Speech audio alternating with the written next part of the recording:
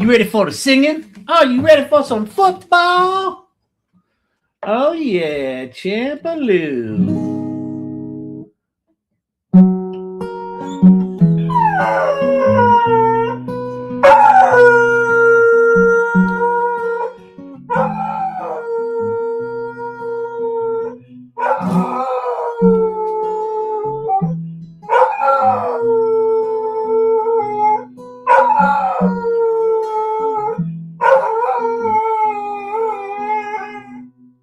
10,000 words swirl around my head, 10 million more in books written beneath my bed.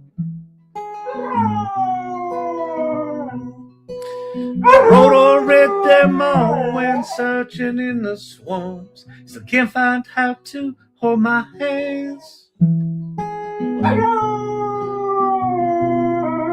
I know you need the next room over. I'm stuck in here all paralyzed.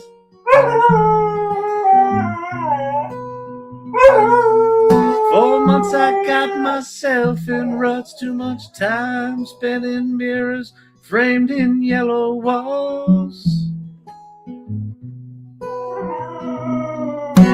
Ain't it like most people, I'm no different, like to talk on things we don't know about. Ain't it like most people, I'm no different, like to talk on things we don't know about.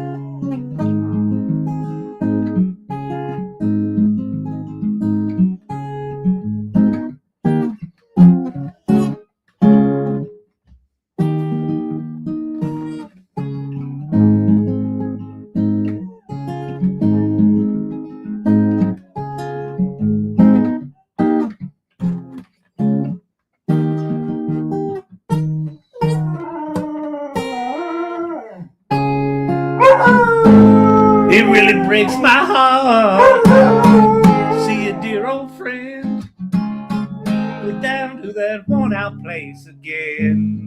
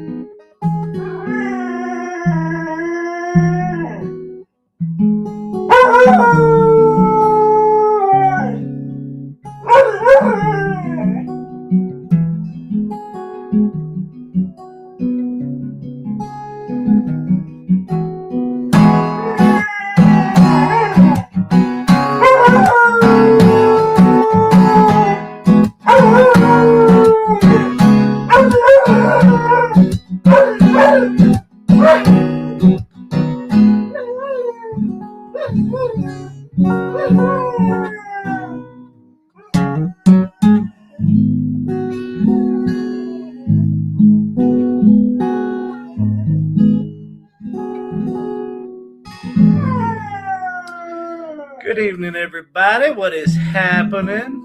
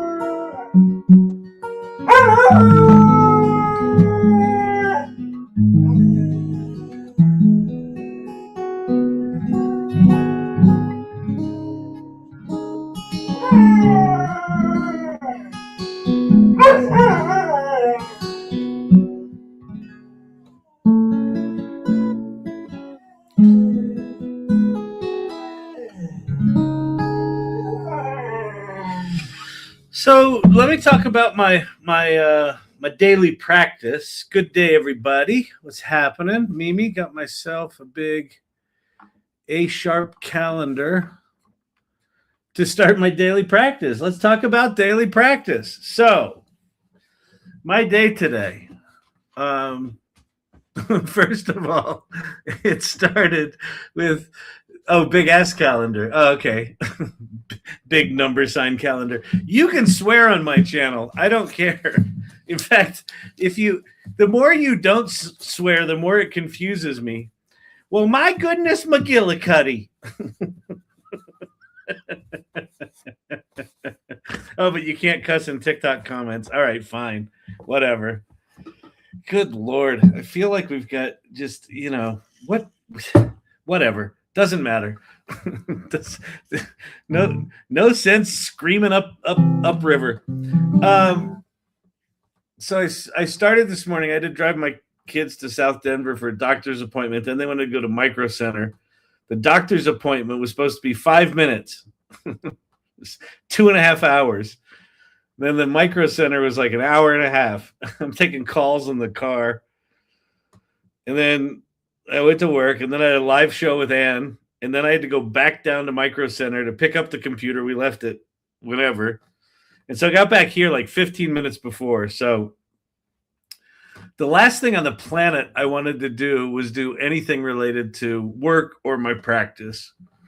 I didn't even really want to come live. And this is where, so I've talked on here before about a habit is not a practice. A habit's just a habit. You just do something. And I set this channel up as a habit. And so thank God. Thank God I did, right? Because when you're feeling like tired and spent, if you got a habit, you're just like, well, I'm just going to go do that thing now. So I am currently not super intentional because I literally haven't had time to take for myself. Last night was really fun. Last night I took I played hooky a little bit for my practice.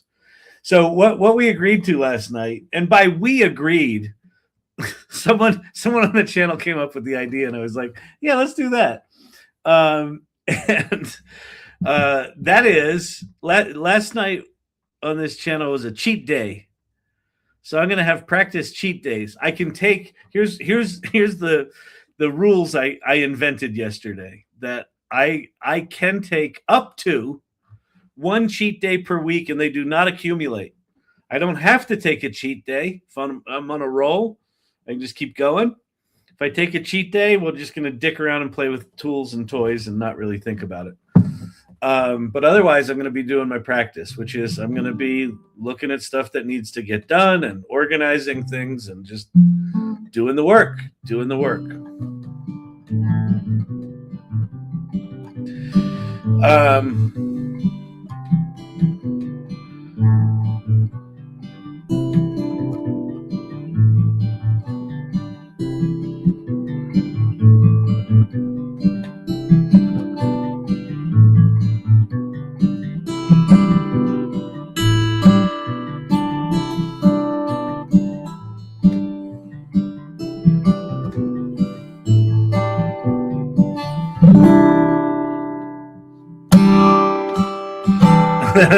Corey singing along. Sing it, lady. And then, but the other thing that happened was, I think it was last night, I got a text from Dr. J, Claire Jacobs of Life Hacks fame, along with producer Brandon. Apparently they had a really good show today. And Claire said, look at your porch tomorrow morning. There's going to be something delivered there for you between 4 and 8 a.m. So first of all, what kind of insane delivery service? I assume Amazon delivers between 4 and 8 a.m. So I was not up at 4 waiting. Oh, Brendan, hello from Melbourne, Australia. Nice. AI Instigator, good title for you. Thank you very much. Hello, hello. Hey, everybody. Glad to see everyone. Be not afraid. I think we should be able to have a majority vote if you take a cheat day or not. No, I can't. This is the thing. You'll all. Oh, what if a tool drops? Well, so listen, Danielle, here's the thing. Part of having a daily practice, it doesn't just mean I'm doing misery things, right? Part of having a daily practice is playing with purpose, right? So if a new tool drops, and I need to understand that, especially if it's something in the video space, the music space, it's something in kind of businessy marketing, kind of, new large language model, something like that. We can absolutely still have play days that are part of the practice. They're just going to be a bit more intentional, right? Like how I choose them won't just be like, we'll do whatever the wind blows. Because I have enough shit to do that I've got so much. It's overwhelming.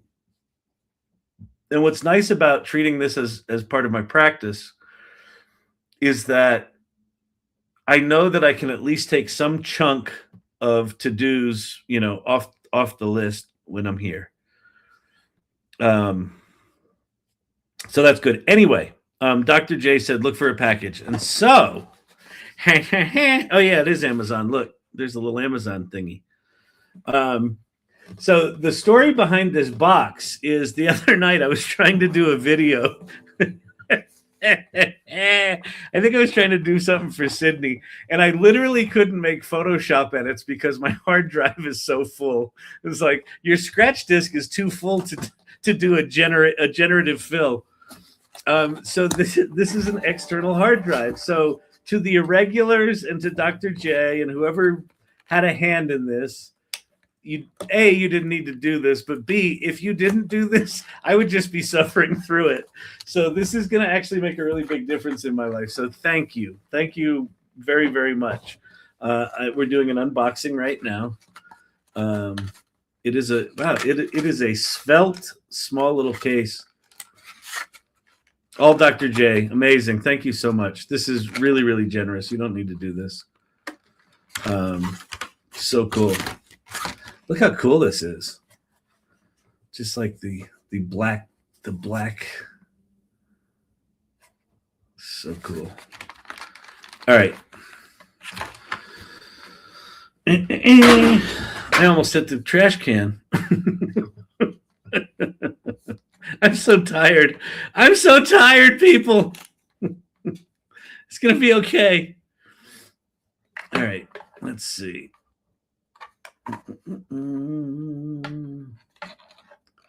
Da, da, da, da, da, da, da. I'm plugging it in. We're doing a little Christmas present. The little light came on. Always a good sign. Hop over to Finder.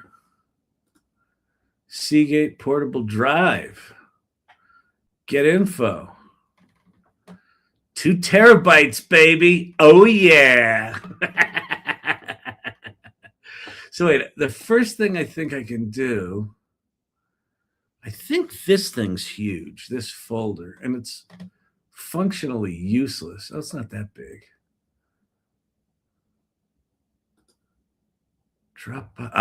This one I think is big. No, okay. Well, anyway. All right, so let me share my screen.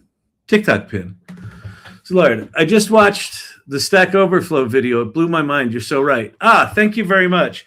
So if you don't know the Stack Overflow video, let me call an audible here and deal with that, because I think, it's funny. Sometimes you make videos. No, let me not talk in the third person. Sometimes I make videos and I feel like they're important or they're a big deal or I'm really happy with them or whatever. And then a lot of times they're just not. They're just like, it was like an idea in the moment. This one is one that I made it and I thought, yeah, this is a big deal. And then I made it and I uploaded it. And the next day I went and looked at the posts, and the comments for the most part were supportive of it. But I got this really, I rarely get pangs of guilt when I post something, but this was a post that I got a pang of guilt, not because I think the video was wrong or too hyperbolic or whatever. It was a bit hyperbolic, but I actually think it's true. But why it made me feel bad is it's saying something really plainly that I think is about to catch a lot of people off guard. I think what it talks about is about to happen. So let me go show you the impetus for it. Oh man, 2026 is going to be quite surreal. It really is. I know, black bar. I'm getting there.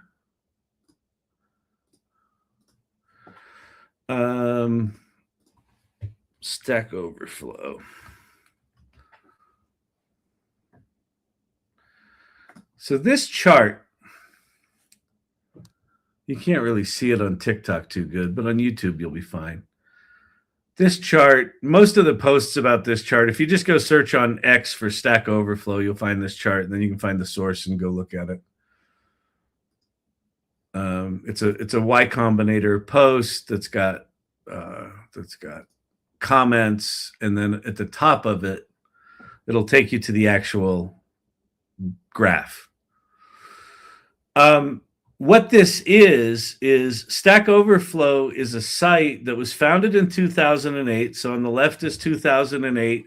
Here are the 20 teens, right? So here's at its peak, it was 2014, right? So 2012, 2013, 2014, all the way out here to like 2020. It starts dipping a bit. There's some big spike in 2021. No, 2020. I don't know what that spike is, but whatever. This is weekly number of questions asked. So Stack Overflow is for programmers asking other programmers hard questions about programming. It's monthly. Oh, that's the pandemic spike. Oh, yeah, that's right. Okay. I don't think it is monthly because you have 2 years here, and there's 12. It's not, is it monthly? Oh, it's monthly. Yeah, it's monthly. Yeah, it is. It's monthly. Yeah, 12 per year. So this is monthly. And up here in this higher range, this is between 150 and 2,000 questions per month being asked. Right here is 2022. That's the launch of ChatGPT. And look at this. It just collapses. It falls off a cliff. So the video that I made on TikTok basically says, this happened. And if you think this is relegated to programmers, you're wrong. This is any expertise. Any expertise has now been commoditized. So we can self-service knowledge, right? It used to be if you wanted to get a hard question to ask as a programmer, you'd come to something like Stack Overflow. And you don't have to anymore. You can go to ChatGPT. And so, yeah. I just wanted to call out because I went back and researched this a little bit further offline between our shows. Oh, good. It's actually, if you go back over to 2022, where you were pointing before is January. So we still have most of the year until middle of that bar is like November. Oh, yeah. That's where it just. Oh, this spot right here. You're right. Yeah, because here's 2023 is the middle of this grid. You're right. So it's literally right here. We're at 109,000. ChatGPT comes out and you drop to 97,000. And then you drop to 85, and then you drop to 68. And then it's just gone. You're right. Wow, that's really good. I'm glad you pointed that out, Brandon. Thank you. But this is a proxy, in my opinion, for any knowledge. And one of the things that I'm noticing in the AI Salon, one of the things I'm noticing just in the world is that there's a lot of people either getting laid off or, they got displaced because of hey, Foobsy, what's happening? Of what's going on. And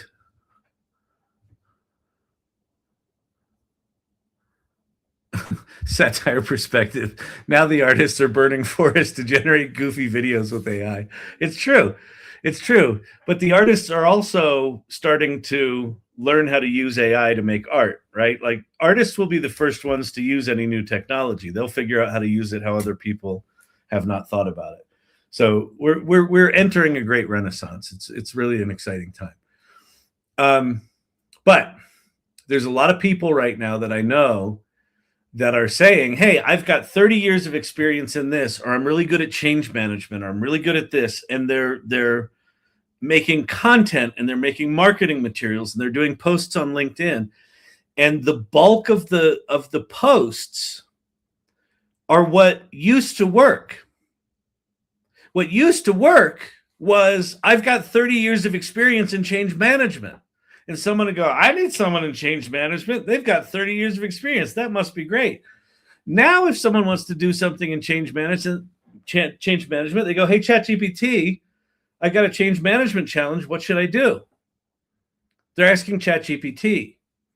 And so the thing that I think is it probably has already fallen off a cliff, just like this chart, but we don't know it yet because we're optimists and we all just started our consulting businesses, right? And we're hanging our shingles out. I don't think the phone is going to start ringing if you're marketing skills and experience. Skills are about to be democratized, and experience, knowledge, is now a commodity. Anyone can have it. It doesn't mean that people aren't going to be hired. It doesn't mean that people won't work again. But I think what does change is why you hire someone, why you would reach out to someone. And it's not about their skills and what they know. It's about soft skills. You trust them. You like working with them. They've got integrity. You like their taste. Lots of people can prompt Midjourney to make cool images. Kelly Besh can prompt Midjourney to make amazing images, consistently incredible images that are recognizable as her style. That's about who she is, not what skills she has. It's about who she is.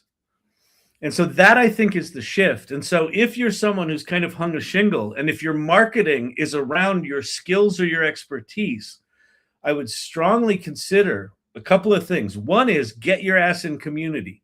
Get your ass in a community like the AI Salon or She Leads AI or whatever it might be. I used Stack Overflow religiously many moons ago.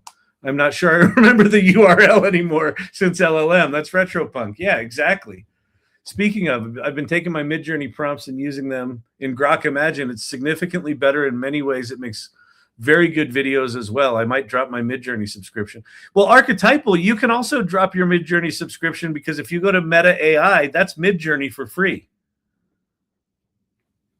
Meta.ai, if you didn't know this, the image generator on Meta.ai is Midjourney.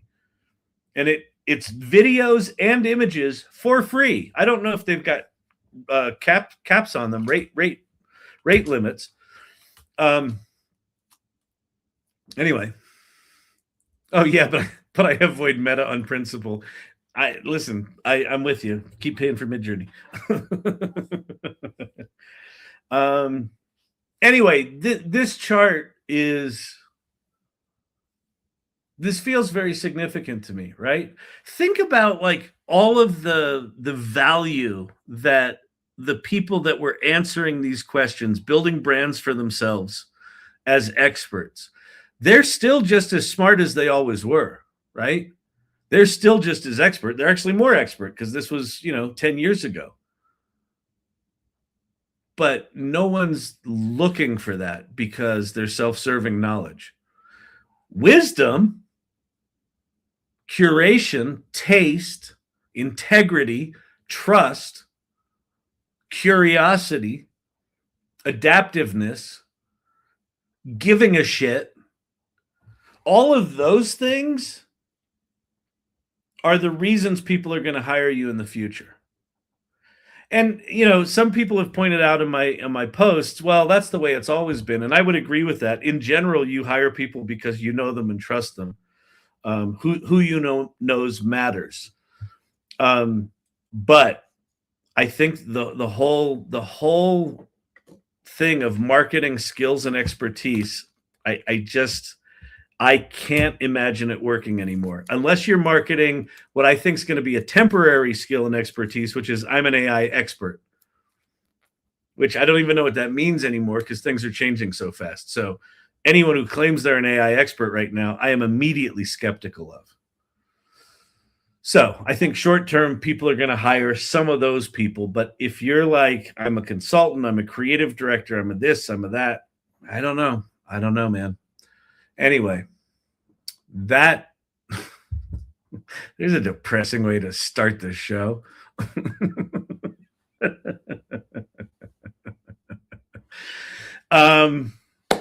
Okay, so did I move stuff over to my hard drive? I don't think I did. I have a new hard drive. Thank you, Dr. J. Let's see here. There's that. We're going to throw this out. Why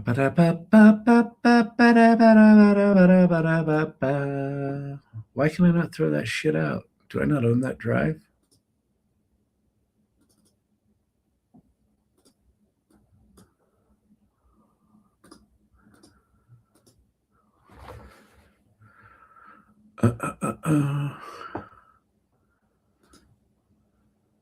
Amazon delivered tabs. Oh, sorry. Producer Brandon is on it tonight. I am very slow tonight. I am very slow. The brain is not working. So if you're expecting wit, it ain't coming from me. Listen, I don't need to have experience or skills with wit anymore. I can have ChatGPT do that now. I think I might have to format this drive. Let's see if I click here. Get info. Shared folder volume. Windows NT. Yeah, I think I have to reformat this bad boy. Here's a little something we do on a Mac is we get things that are formatted for Windows. We got to fix them. Let's see. Disk utility.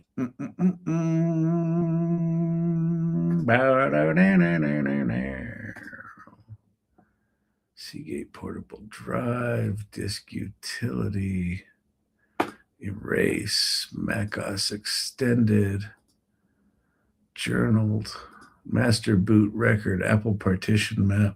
Oh, let's hang on. Let me take a screenshot of this.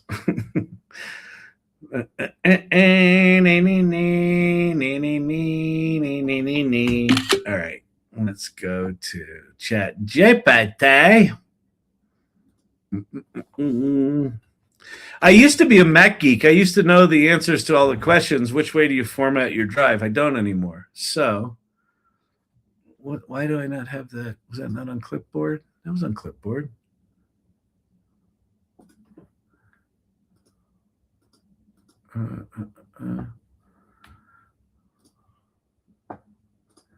Oh, come on. YouTube comment. Kyle, we will always feel you're very witty, especially when you're wearing your pink bow. Thank you. I appreciate that. Which should I use in formatting a new drive for my M1 MacBook Pro?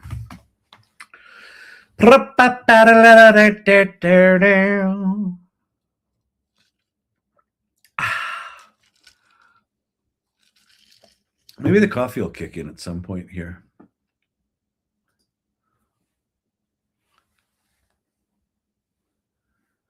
If you haven't backed up, you're out of room. It might not let you back up. Is a shoe in here tonight? I gotta tell her Claude and I are brawling over what to toss from the closet. That's funny. New way to use ChatGPT. Scheme GUI for an M1 Mac. You almost always want GUID permission map. I knew that. Partition map. GUID partition map. Exactly. Everybody knew that. Go. Oh, I should have named it. I'm going to rename it.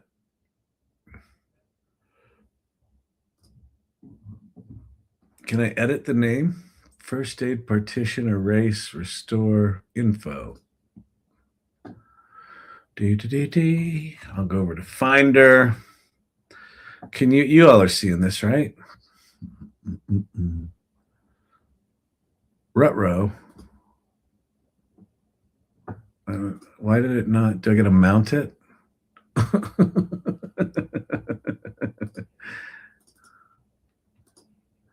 Rename. We're going to rename it Dr. J's Medicine. Yes, this counts as practice. This does count as practice because this is making my computer usable again. How do I mount this? Unmount. It says it's mounted. Why do I not see it? Let me quit disk utility. It's quit. Oh, Dr. J's Medicine. Look at that. There it is. Boom. And then we grab. Let me rename this. This is SV Dropbox.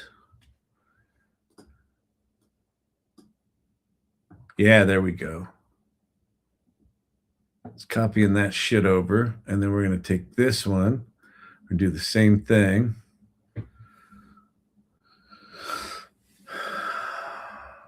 Wait, that one didn't go over. Why did that not go over?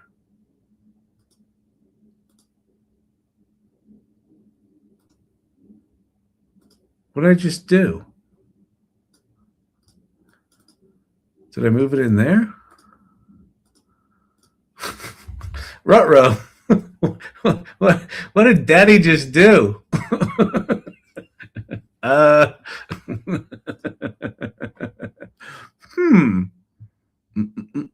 big's my downloads folder? I'm such a digital hoarder. It's so bad. 27 gigabytes in my download folder. I'm like, I don't want, I might have downloaded something I want to look at again. All right, so okay, these are not dragging over here now for some reason. Why?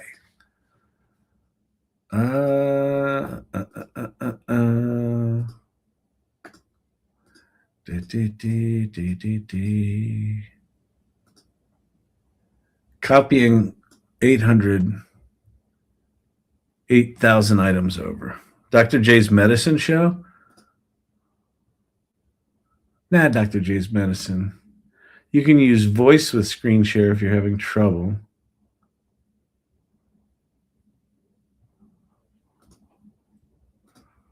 Am I not sharing? I'm sharing, right? Yeah. Okay. Whatever. That's going to copy over. I'm not going to do file management here on the show. But I did just lose a folder.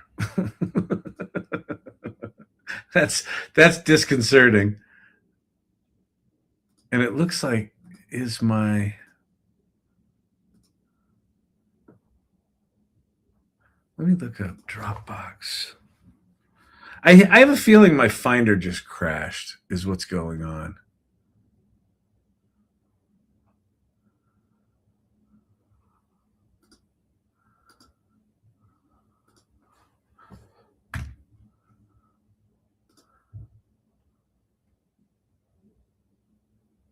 Yeah, here. Where is this? Yeah, it's still there. Okay. All right. All right. I'm not going to bore you with the fact that I probably need to restart my machine. what I am going to do is bore you. So there's two things that I want to do tonight. One is I just want to show you some of the updates that I made in Notion. So those of you that predicted, those of you taking side bets, Harry, exactly. Some of you taking side bets on if I would survive more than a day setting up Notion. I'm now on day 4 of actually using it. Well, that's not true. I'm not in day 4 of actually using it. I'm in day 4 of sort of kind of figuring out that it might be useful at some point for me to use. And if you're like, Kyle, that sounds awful, welcome to a daily practice. Okay, so I've got Kyle's daily control board. So this is my Notion window. And then my daily control board, I've got my tasks, and I've only got 3 in there because I'm still setting it up. I've got business areas, and then I've got projects, and all of my projects now go into a business area, and then they also have tags for them, whether they're on track, off track, or just starting. And then I've got this new thing. I've got a people database, and I've got a project people database. So the people are just like a list of people. And then the project people database is the database that connects, that adds and associates certain people with certain projects. And if I go into the project people database, I can now, let's see, how do I do it? Did I do project links? By project? Yeah. So now I can look at my projects and know like who are the key people in a given project. So this is my musical I'm working on, and here are the key people, my 2 producers and my co-writer. And then I've got them tagged as key people. And so I'm going to be able to, for the kinds of people, I've got key people, support people, future people, past people, and dream people. So dream people are like, I would love to have famous person or person you highly respect be a part of this project. And so I'm going to start tracking all that. And the shift that I'm trying to make, and this is a thing for me personally, because I've got issues like all of us do, that for all of my life, I have treated projects like entities that have tasks associated with them. And if you're like, well, Kyle, but that's project management. It's called task management for a reason, Kyle. What I realized projects actually are, like if I initiate a project, I initiate the AI Learning Lab. People show up here. There are people like producer Brandon that are key to making this thing go, and the mods that help on TikTok and things like that. In my old model, it was almost like it wasn't Brandon and the mods. It was like there are tasks to do. Like a task would be, thank Brandon for working so hard. That's a task, right? But it's like my relationship was with the task, not with the person that I feel, might need something. Do they have what they need?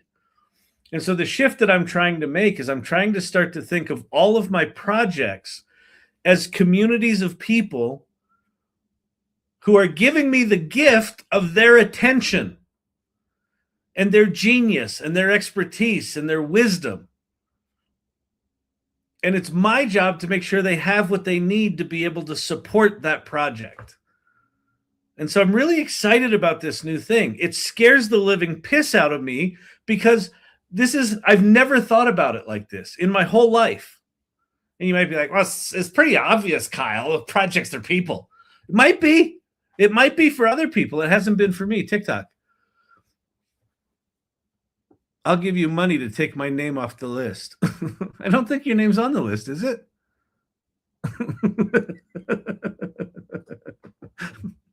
I don't think it is. That's pretty funny. The AI summary said this live was a shit show. It is. This live is a shit show. Listen, they don't call the people that show up here every night irregulars. So here's the deal. If you are neurotypical, don't even stay. You're going to hate this. You're going to hate this. It's nonlinear. It's I occasionally finish a sentence. I occasionally make a point. I often ramble incoherently. I'll lose my shit over nothing. Someone will ask a question like, what do you like better, ChatGPT or Claude? And then I'll just scream for 45 minutes. So if you're expecting, if you come into the AI learning lab with expectations like, well, let's see what the professor has to teach us. Sir, what are your qualifications? Yeah, it's not going to be good. It's not going to be good for you. Anyway, nonlinear and non-circular and not triangular too. Exactly. This live is a shit show. Actually, you know what? Where did you see that that summary? Because I would like to make some social media ads for AI Learning Lab. This live is a shit show. TikTok AI summary. Arg, I'm stuck in a 3-second loop. That sucks. Reference to current events. Big boy. What's happening, big boy? Hey, big boy, what's shaking? What's going down, big boy? Stanford researchers just published Sleep FM, a new AI foundation model that can predict over 130 health conditions like dementia, heart attacks, and Parkinson's from a single overnight sleep recording. Good Lord. 2026, man, we're about to see some shit. I think I just saw an announcement that they might have found a way to prevent blood cancers like leukemia. That was like 2 days ago or 3 days ago. Now they can predict all of your ailments from an evening of sleep. Is Joy Purdy in the house? Joy, your job's we're not going to need your services anymore. AI is going to do that now. All right, so that's the progress I've made on Notion. I still don't quite have my head around it.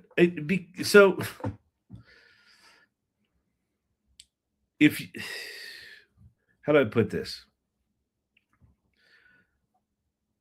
If you have a functional prefrontal cortex, the thought of thinking about the organizational matrix that you would put together to stitch together some relational databases to organize your tasks might seem relatively trivial to you. It makes my head hurt. And it like the minute I think about these relationships, I'm thinking about other ways of doing things and other things I can add.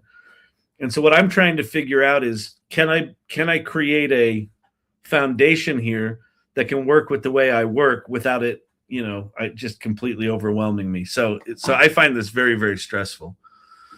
Joy Purdy, I'm 100% okay with that. I'm burnt. I'm in burnt mode since last year. All I want to do is make films, I hope is what you're about to say. Yeah, all I want to do is film. Good. Yeah, no, I think that's what you need to be doing. That's awesome. It's still pretty cool. I mean, you probably with 30 years of experience as a sleep analyst, you would probably find that Stanford project really fascinating because you're probably the human equivalent of that, right? You can probably look at a sleep study and go, oh boy.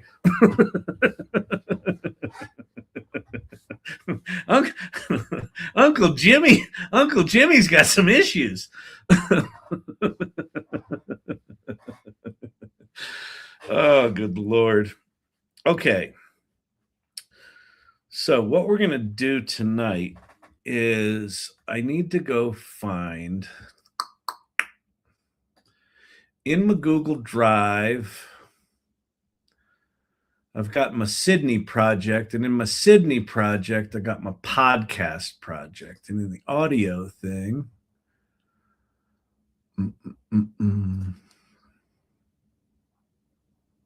Today, we're looking at something a little different, a new musical. Okay, so what we're going to do is we're going to put together a podcast. I'm going to open up iMovie, and thank goodness that Joy Purdy is a sweetheart, because she doesn't make fun of me for using iMovie. But those of you out there who are Final Cut Pro dorks or Premiere dorks or DaVinci Resolve nerds, you'll be like, iMovie? That's real filmmakers don't use iMovie. Exactly. So we're going to open iMovie.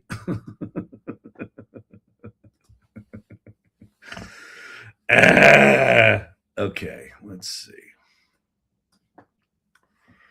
All right, this was the project for Festivus.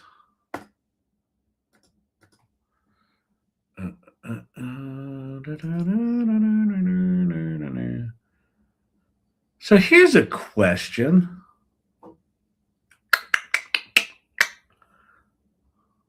Yeah, I'm a digital hoarder. I'm going to embrace being a digital hoarder. So this is an old version of the podcast that I edited a while ago. And my question to myself was, do I just use this as the base and just overwrite everything? Like, do I basically just do a new cut inside this project? And I'm going to say no. No, I'm going to go make a new project because I'm a digital hoarder, and I'm going to embrace that. And if at some point 15 years from now, someone's doing a documentary on the phenomenon that Sydney the musical became, and they want to go back and see the podcast I did before the podcast that got me a producer that got it to Broadway, I'll have that. So there.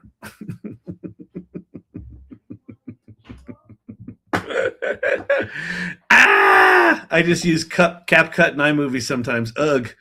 Yeah. I'm right there with you, Corey. I'm looking forward to Corey's LOL. Hopefully I don't work that day. AI to sleep lab tonight, but listening. Nice. I look at a PT and I know if they are positive. Wow. Amazing. All right, CapCut. CapCut can do some amazing things. Okay, all right, whatever. iMovie's a piece of shit, but it's fine. Like, it's fine, and and I know enough how to use it that it's fine. Fine. Why is that so short? In the human world. Oh, it's not. Okay. There we go. Okay. Okay, so now we're going to go here and we're going to grab posters.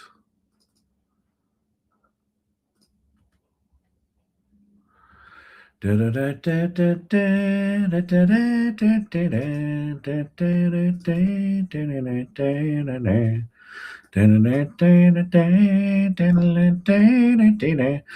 and then you know what we have to do? No, Kyle, why don't you tell us? Okay, I will.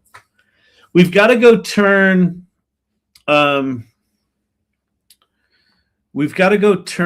this podcast. We've got to make the podcasters.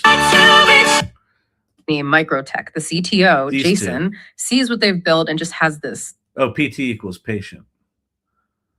moment. Exactly. This moment. I thought PT stood for physical therapy, which I didn't know. I had no idea what PT, how that related to sleep studies, but I wasn't going to admit my ignorance. Oh yeah, Joy does. She does sleep analysis. She does physical therapy while they're sleeping. They wake up stronger and more flexible. It's a branch of sleep analytics that not a lot of people know about. Yeah, I dabble in the sleep analysis world. So yeah, with the PT. Free indeed. How are you? I am good. I am good. If you're new here, my name's Kyle Shannon. This is the AI Learning Lab. Learning is a really interesting word in this place. The AI has described this live as a shit show, which I think is more accurate. But TikTok frowned upon me naming it the AI Shit Show Lab.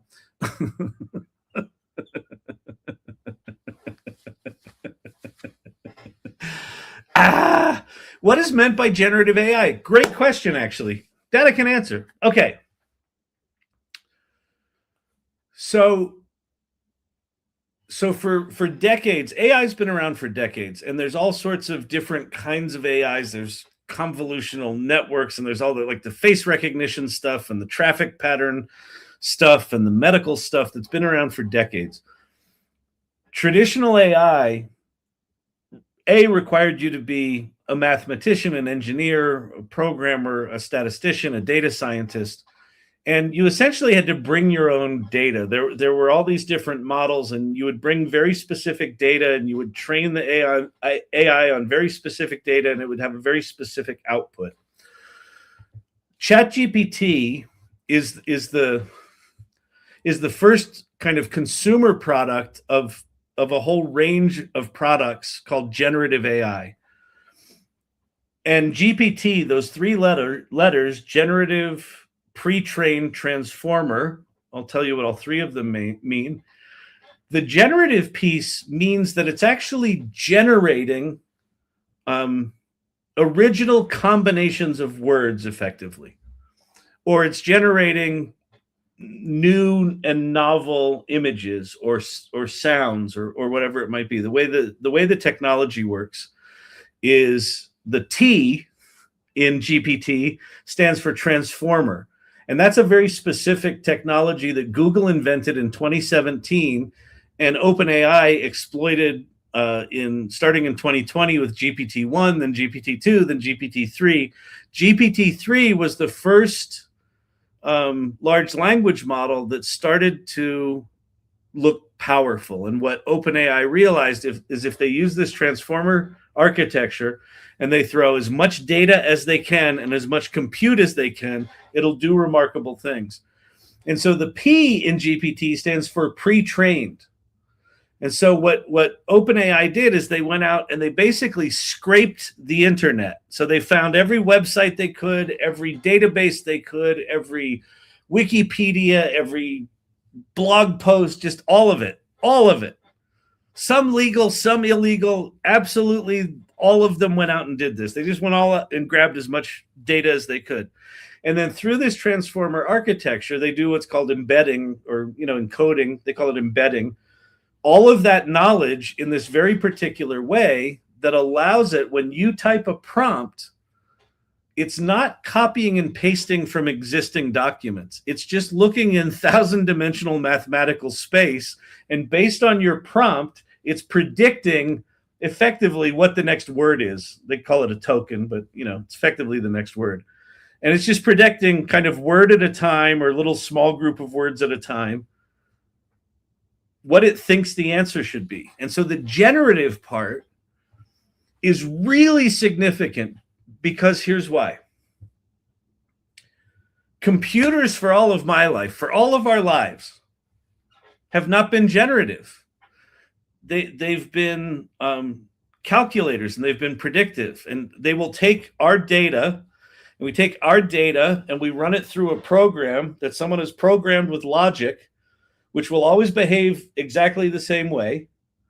And the data will run through that logic and it will come out transformed. So we basically are transforming existing data into new forms, but it's predictable.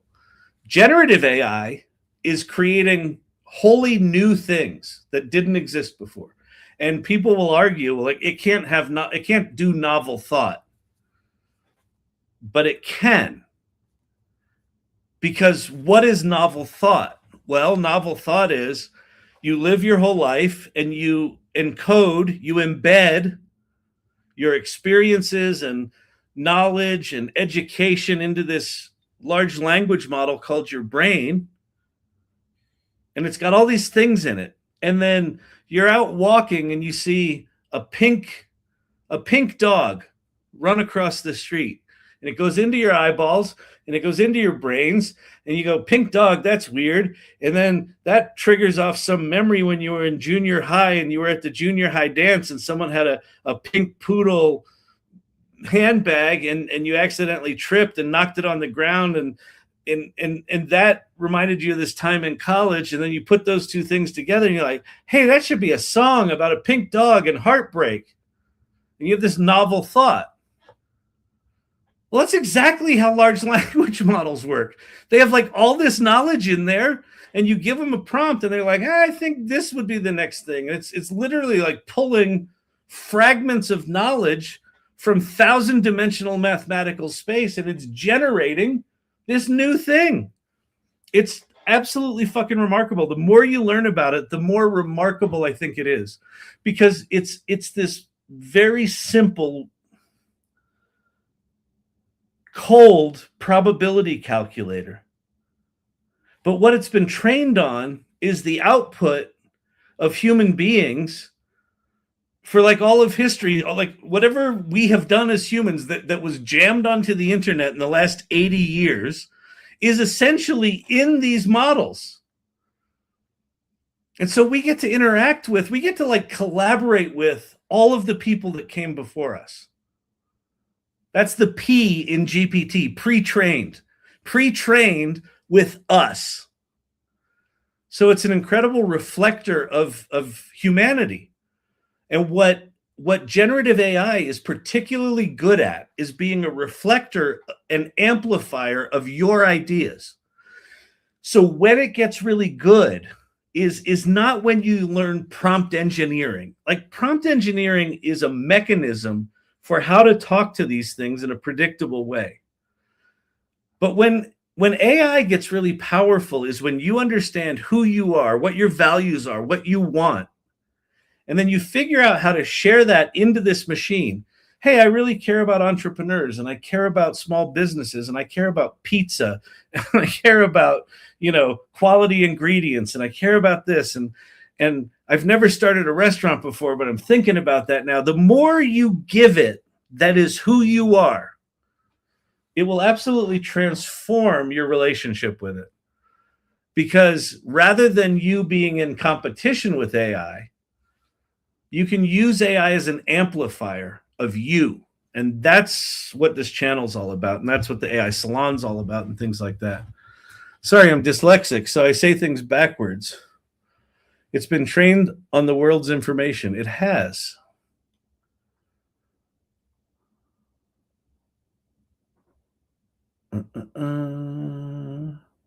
By the way, who said they were dyslexic? Did you say that, Gareth? Oh, first of all, don't apologize for being dyslexic.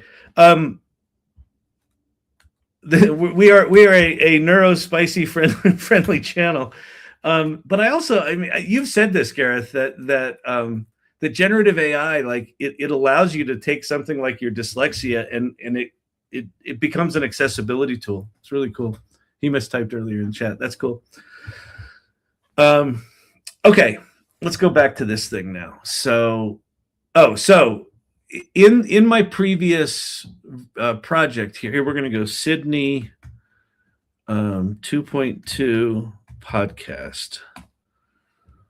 So we're going to go, this is 2.2, here's 2.1. So in this podcast, we've got these podcast characters. Today, we're looking at something a little different. A new...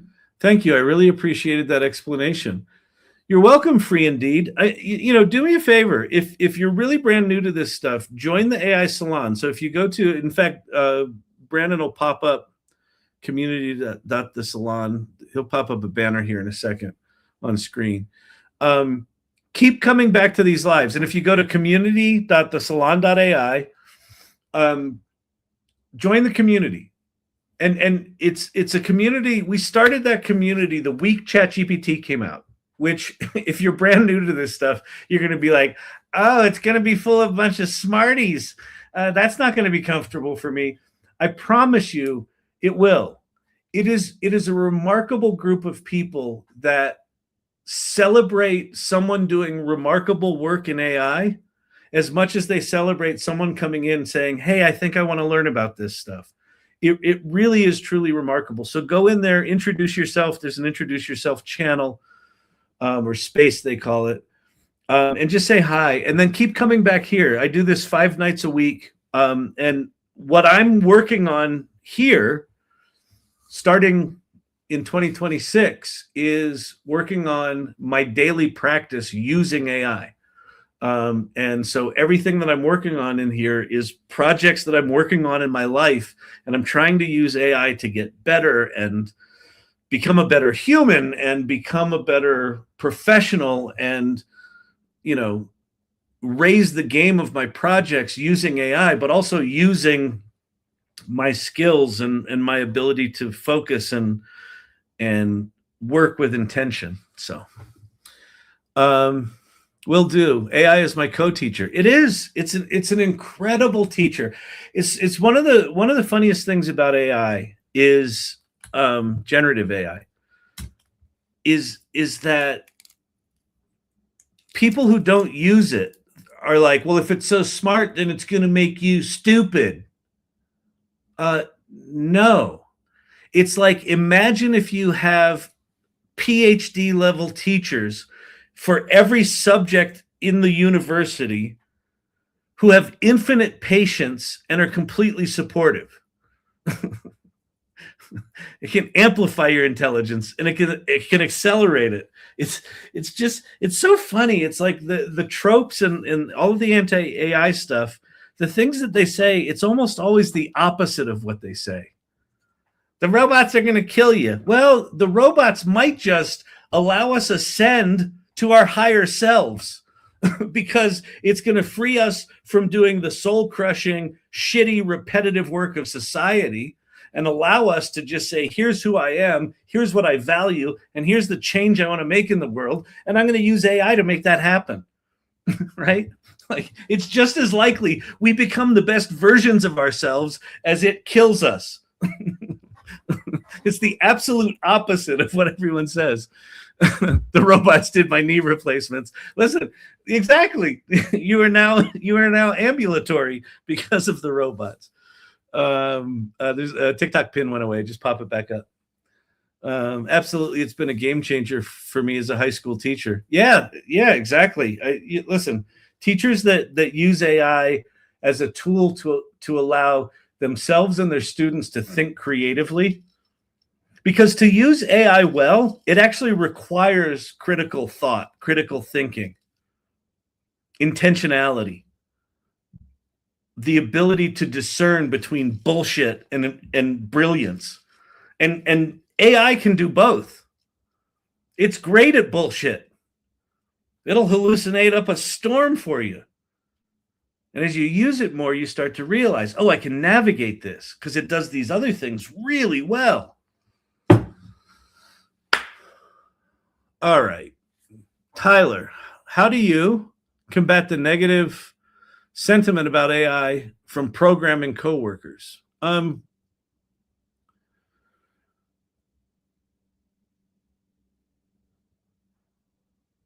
You educate, yeah, Gareth's point, you educate and show. So there's a couple of things. One is, how do you combat negative sentiment?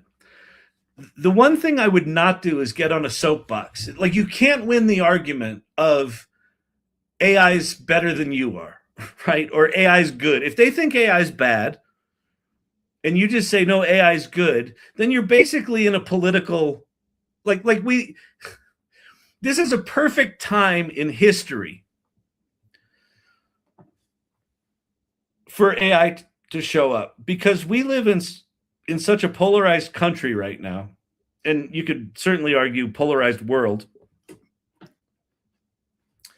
that there are certain words we can't even say, right? You just can't say certain words because they're so politically charged. AI is kind of like that. So we know what this is like. So if you're dealing with someone that just hates AI, you actually can't combat it. What you can do, and I think this is this is life, is you can have empathy. You can seek to understand why they hate it. And a lot of reasons that people hate AI, they're actually right about. Like when I get trolls in here, one of the things that upsets trolls the most is I actually agree with them on some things. They're like, they stole from artists. I'm like, correct. And that's really shitty. You're correct. They did. And if they had asked permission, they wouldn't have gotten it. So we wouldn't actually have these tools in the first place. And because these tools exist, because of what they did, the lawyers are going to work out who owes what to who. Like that's happening right now. So I agree. That part of it is shitty. And a tool like ChatGPT went from 0 to 100 million users in 6 weeks. It's now at 800 million users. It's the fastest adoption of technology in history. Trillions of dollars are being invested in AI. So there's one thing that I know about AI. I know this. I know it. A, because I've been on the planet for a while and I've seen some shit. But I can also just look at 800 million users in 3 years is remarkable. Trillions of dollars invested means this. AI is not going away. And so if AI is not going away and it's getting better and it's getting smarter and it's accelerating, then you only have 2 choices. You can deal with it or not. And if you don't deal with it, then it happens to you. And that's going to fucking suck. And so like how I combat this stuff is I say, you're right. And actually, you have a right to be scared. Like I understand that you're scared. But what you'll only discover if you use it is that AI is not perfect. And AI actually really benefits from someone with your expertise. And so you can sit on a soapbox over here and say, I'll never use AI for programming, and then have it slap you off that soapbox because it's not going away. Or you can say, I'm going to at least understand what it is. That's the whole purpose of this channel, is to just basically make that distinction. AI is not going away, and I personally am going to choose to deal with it. I'm going to understand what it is. I'm going to understand how it works. I'm going to understand what the ethical implications are. I'm going to understand the biases. I'm going to understand what it's brilliant at. I'm going to understand what it's shitty at to the best of my ability. Because it's the only way I know to feel like you've got any sense of agency in this world. I feel bad. It makes my fucking heart ache when I meet someone who's like crossed arms, like, I hate AI, I'll never use AI. Meh. I'm like, the only person you're hurting is you. Fucking breaks my heart. That's why I started this channel. That's why I started the AI Salon. And what I'm discovering, what we're discovering, what this community is discovering, is that it's this liberating, fucking inspiring capability that we're all lucky enough to live at a time in history where some fucking uber nerds over the past 70 years figured out how to combine computers and transistors and mathematical algorithms in such a way that they can take all of the knowledge that humans have ever output and put them into this softball size thing that we get to, like, it's literally like an oracle. We get to go, hey, humanity, tell me how to fix my plumbing. Out it comes. Now you're a plumber. What? I want to make a movie. Now you're a filmmaker. Ask Joy Purdy. 30 years as a sleep analyst. In her mind, in her dreams at night, she's always had these stories she's wanted to tell. Did she go to filmmaking school? No, she went to sleep analysis school. I don't, whatever you go to for that. I don't know where you go for sleep analysis training, but she did that 30 years, but she always had these stories. And then she started hanging out here and joining communities and learning. She's like, those video tools, they look like, I wonder if I could take these stories I've had since I was a little girl and get them out of my head. Oh shit, I can. Like it's a transformational tool if you let it be. Or you can sit there and cross your arms and go, the robots will never be smarter than me. Go fucking try them. The robots became significantly smarter than me when the first reasoning model came out, 03. It was like in 2024. That fucking thing came out and like it smacked me upside the head so hard. I was like, that was like whack. Like, not as bright as you thought you were, are you there, Skippy? I realized that I was the bottleneck to getting AI to do interesting things, not the AI. It's remarkable. But you're not going to convince someone, who's like red team, blue team. I'm a Broncos fan. I hate the Raiders. I hate the Raiders. You can't convince them to not, hate the Raiders. They're going to always hate the Raiders.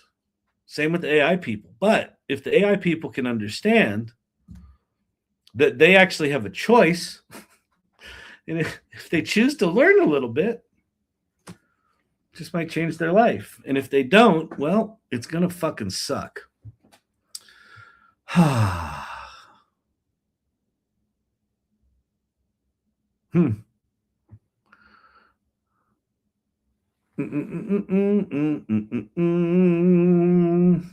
Did I piss anyone off? I don't even know what I just said.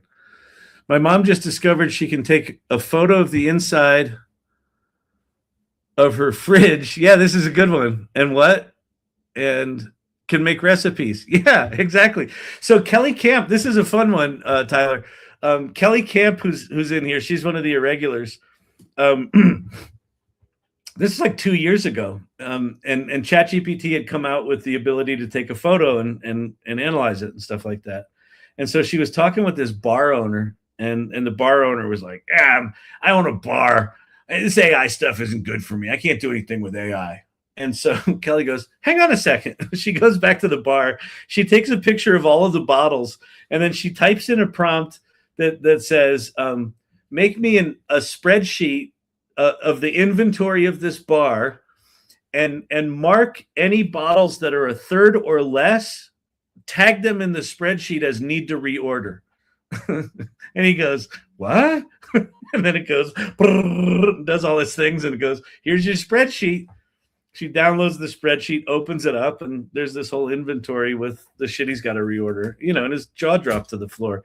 It's the kind of thing where once you understand that you have access to capabilities that you didn't think were possible in your life, that all of a sudden you just can do that thing, it's a pretty profound insight or epiphany. Because you then get to ask the question, if I could do anything, what would I choose to do? That's big. That's big. Liz Miller-Gershfeld came on the live last week, and she talked about her daily practice. She's my co-host in the AI Salon. She's a remarkable woman. She's very centered, very Zen-like. And she asked me this very simple question, Kyle, what do you want more of? And it fucking choked me out. Choked me out. Like, this is profound stuff. Like, really asking yourself, who am I? What do I believe? What do I want? What are my values? Whose life do I want to impact? How? Anyway, okay, let's get back to making a podcast. We'll get a little bit of work done tonight because I'm a little rambly. I'm a little tired. So we've got to go make videos of people talking. And what we have right now is a raw podcast. Let's see. Sabotage in this horrifying Right. circus. So we got no people talking. So we got to go turn this into people talking. So how are we going to do that? First thing we're going to do is we're going to chop all the music out of this recording and make a backup of it. Okay, so I'm going to go here. I'm going to go, wait, where am I? Yeah, that's it. Bum, ba, ba, da, da, bum, ba, da, ba, da, bum, bum, bum. Oh, shit. Wrong thing. It always opens Apple Music. I should change Today, that we're looking type. at something a little different. We're going to open this with QuickTime.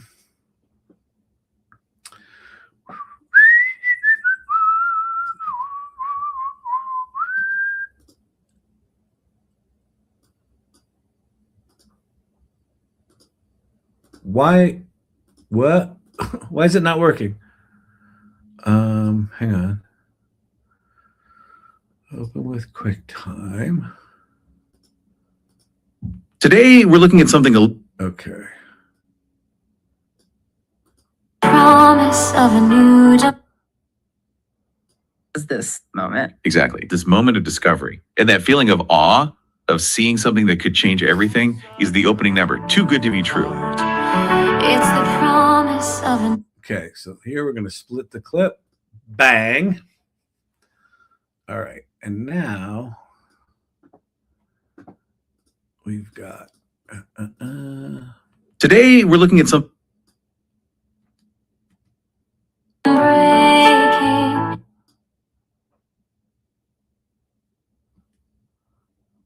On digital waves. okay. Split the clip there. And the reason I'm doing this is just this is a 15-minute chunk of audio, and I don't need to animate the people when the songs are happening. Clicking, Spike says. Viraj gives him 7 days. Just 7.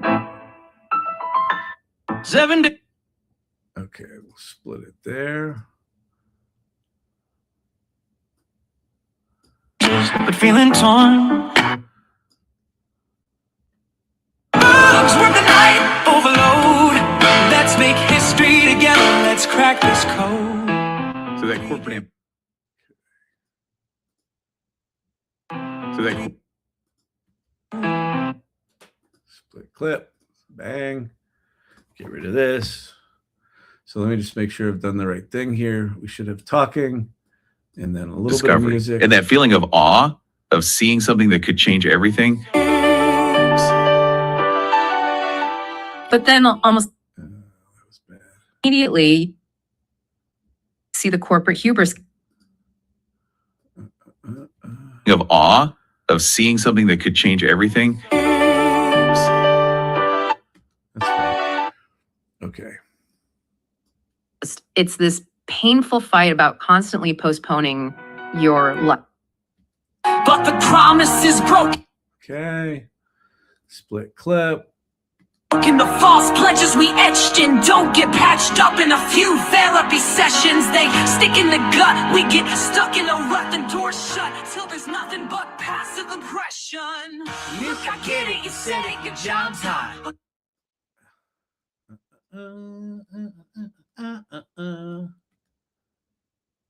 Prepare. You think this is Okay, split clip. And if what you're thinking right now is, my God, this is tedious, you're correct. Little things, love. part part of a daily practice is sometimes you got to do And the is slowly shitty eroding. shit. It's the human cost of all this ambition. So many Okay, split clip. years together Through thick and thin. in the middle of the night in the silence. If you're wondering what this is, these are songs from a musical I wrote. This is a Notebook LM podcast that we edited songs into. I'm now taking the vocal track of the people talking from Notebook LM. I'm going to animate them with some images I made as talking heads, and then we're going to cut them into the piece. We won't. It's the little things that make us whole. Kyle, look up skills and hooks and commands before start using. Oh, Tyler, look up. Oh, you guys are talking about Claude Code. Yeah, Claude Code's pretty amazing. Kyle, are you using Notebook LM podcast audio for the podcast? Yeah, I am. Yeah, this is just, listen, I kind of did this on a lark like a year ago. We finished a version of the script for Sydney, and I put it into Notebook LM and I turned it into this podcast, and I thought, well, shit, what if we cut some of the songs into that? And then we did that, and I showed it to a couple of producers that we're working with right now, and they got really excited about this format. They love this format. And so this is a much more focused thing where we're playing I think 18 of the 20 songs. We're playing snippets from 18 of the 20 songs in the show. And then these two podcasters are talking about, they kind of set up the story and they talk about what happens in the scene before each song and what happens after. And it's just a neat little format. So Tear us apart. okay, split clip. Get rid of that bad boy. Bang. It's patience and silence. It's so quiet and devastating. You just feel the intimacy eroding piece by piece. Okay, so then Kellen finally meets the AI. And the way he discovers Sydney's true potential is, well, it's not by running a standard test. He gives it this completely absurd task, He asks for an explanation of quantum physics, but as a Detroit hip-hop cipher. and it does it. In the song The Quantum Cipher, I'm tangled with the beat, spooky action in the book. Split the atom with the pattern. Every bar's a burst of truth. Superposition in the mission. Okay, split clip. Who split the atom with the pattern? Every bar. Celebrate, levitate, elevate thoughts in a turbulent spin. I'm the velocity ripping apart the facade that you're certain you're in. So step. Okay, split clip.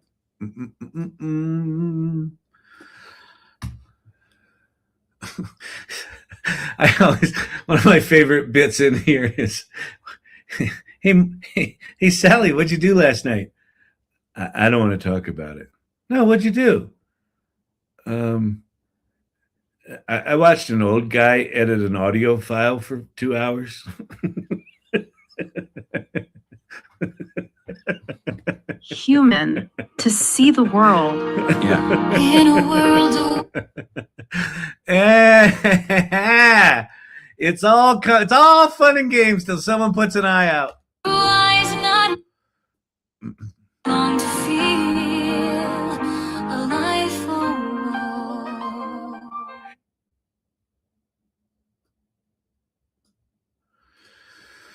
Split clip. Boom. Okay. Alive for all. and that's when they're both. Kyle, did you make the music or is it AI too?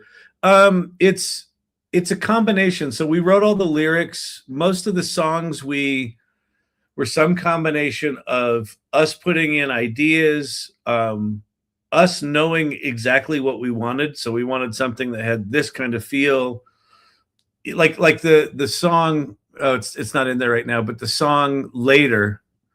So how would I Let me find the song. Hang on. The song Later.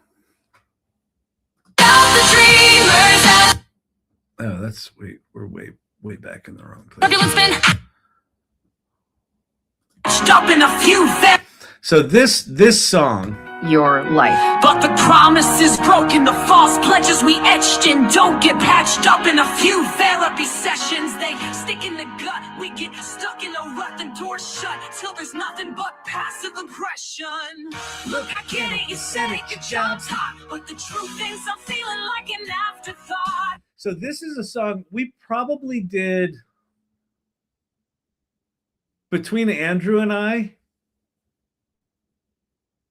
75 different attempts at getting this song, and we just couldn't get it. So like what this song is Kellen, the tech reporter, basically demands to take on this story, knowing that he's going to have to cancel this vacation with his wife. They're going on a trip to Bali the next fucking day, right? So this song is a fight between a married couple who've been married for, you know, a decently long enough time that he's promised her, you know, over and over again, we'll fix it later, we'll fix it later. And we just couldn't get it right. And this was an example of a song where we had the lyrics, and I would do a bunch of versions, and then I'd send him 2 or 3, and he's like, none of those are right. And then he'd do a bunch, and he'd send them to me, like, none of those are right.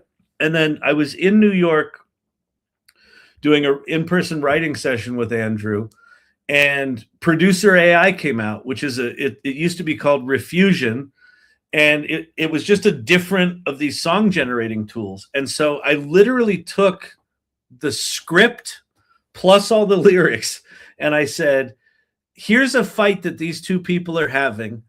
Here's the lyrics. I want this to sound like a Broadway show that's got some edge to it, where two people are fighting. And this was essentially the song that came out. But this was after, like, I don't know, 6 months of not being able to do this. Your life. But the promise is broken, the false pledges we etched in don't get patched up in a few therapy sessions. They stick in the gut, we get stuck in a rut, the doors shut till there's nothing but passive aggression. Look, I get it, you said it, your job's hot, but the truth is I'm feeling like an afterthought. Scotch taped to this marriage, faking on the side. This isn't the dream I signed up for, this isn't my ride. I know you're angry. I know it's not fair. Right? You know, there's the man trying to justify his asshole behavior. So we wrote the song. We knew what we needed. And like, it's not dissimilar if we were sitting there working with a musician and saying, we want it to be like this, we want it to be like that. And you just try and you try and you try, and then you eventually get it. And then some of the songs, like there's a song in Act 2 called Step Right Up. That's a song that Andrew had written for a completely different project, but it had the right tone. So that we used as the basis of a song. So we wrote all the songs. We just used AI to produce them. And then everything that we've got in this version, we took all the songs that we did full orchestrations of with AI, and then we used AI to create stripped down piano versions of them. So they all sound like they're from the same show. So it's a cool process. It's very much a collaborative process, and a lot of times AI is just an asshole and it doesn't do good work. Okay, anyway, back to this thing.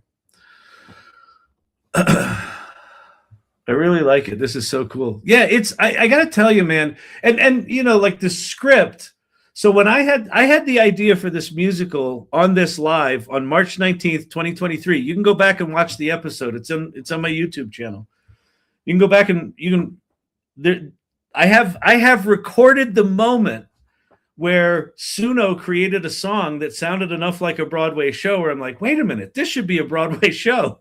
And then I spent the next month creating 4 or 5 of the core songs, the core story, kind of a shitty, loose first version of the script. And then I reached out to Andrew and I said, do you want to co-write this? And he said, no. He goes, I'm a writer. I don't want to write with AI about AI. It sounds stupid. He didn't say it quite like that, but he said the polite version of that. And I told him to go read the materials that I wanted to base it on, or that it was based on. And he read them and he said, I found myself oddly feeling for the chatbot. I want to write it with you. She asks him what it means to be human in the song Being Human. You say you want to. Okay. Split clip. To see the world through. This was a cool song. This was a song that that was originally Sydney's song, talking about how she was dreaming about being human. And then we realized it needed to be Kellen explaining to her what it meant to be human.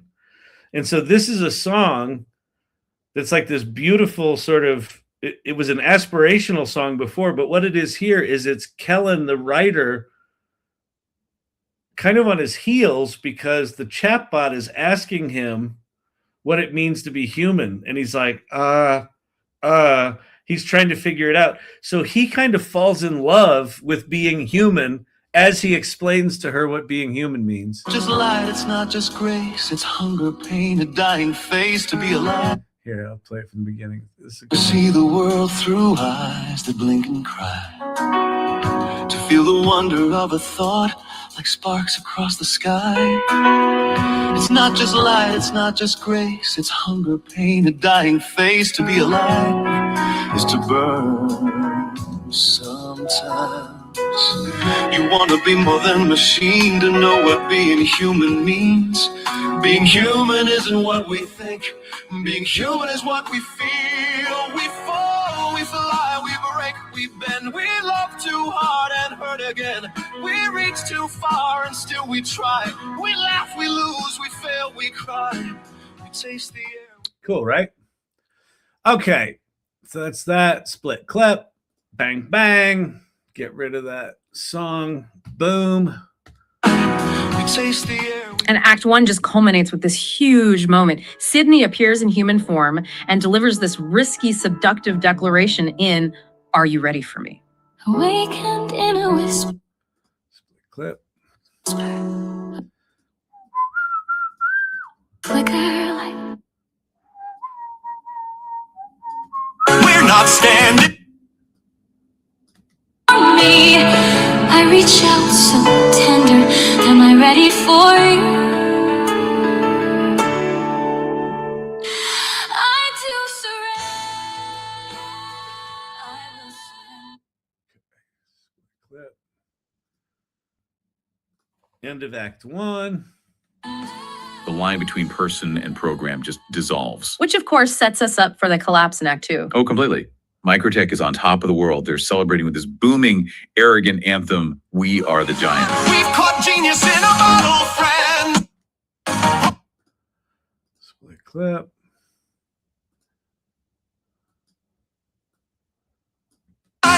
And could I be using like Adobe Audition or some real tool? I could. Always listen. Oh, some fucking nerd in here. Like, you know, if you, there's a free tool called Audacity. It gives you a lot more control. Seems to be right now you're using an inferior tool. That is correct. Ping chat home. We are the giant. Okay, split clip.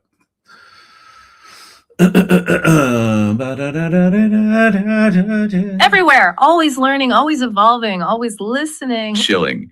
And that corporate Thank you, triumph is Sonia. immediately undercut by Kellen's personal disaster. Tara is gone. She's left him.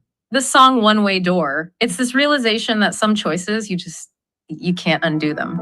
You think you understand the You think you understand the hustle, but you don't hustle, but sometimes miss the the why of it.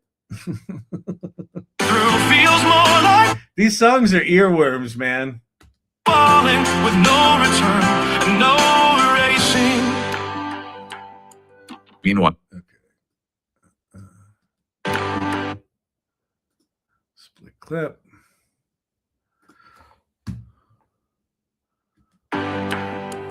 Meanwhile, the perfect AI Sydney is falling apart. She keeps pinging him, And all she gets back is the error message. User not found. and you hear her loneliness and confusion in the song between the lines. Am I down? We're lost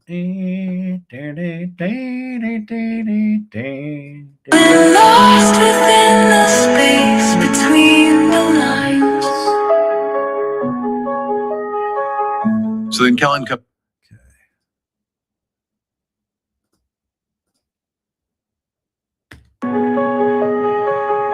So then Kellen comes back, but he's drunk, he's reckless. Here's Step Right Up. This is the one that Andrew had written this song already. We just took the basic musical idea of it. She imagines chaos, sabotage in this horrifying circus song.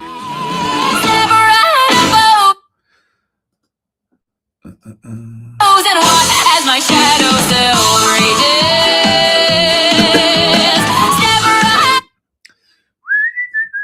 The mistakes to squeeze out the world's poison like pus from a pimple. I just get rid of humans. It's really that simple.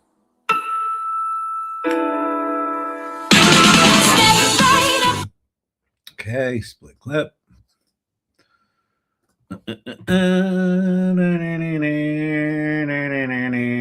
His wife in this. Oh, by the way, here's another thing for those of you that are new to this AI stuff. One of the things that you'll see AI haters and detractors do is they'll ask the question, oh, did you use AI for that? And if the answer is in any way yes, they immediately dismiss it as useless. It's AI slop.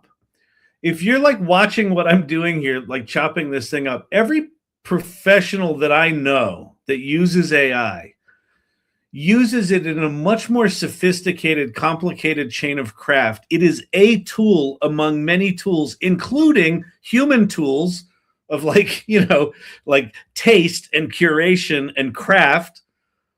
It's just another tool in the mix. But we're in this weird world right now where people don't actually understand what AI is. So they assume that if it's AI, we had Ann Murphy and I had Kimberly Offord, who's an AI filmmaker, on the AI Readiness Project podcast today. And, you know, she showed this 3-minute film that won this award. And, you know, she's with some other filmmakers. And this guy watched her 3-minute film and he was like, wow, that was amazing. Like, what prompt did you use for that? And it's like, if you know AI, you understand how laughable that is. But if you don't know AI, you actually just assume that everyone just pushes a button and out comes fucking brilliance. And it's just not the way it is. You know, she had to design the voices and the characters and the scenes and the sets and the story and the elements, and then do all the shitty generations that are not usable. And anyway, I was just sitting here thinking, like, this is like tedious, mind-numbing, stupid fucking work, just so I can save a little bit of time on the edit side. But this Raw, is what it desperate is. song. I don't need to know your name. I don't need to know your name.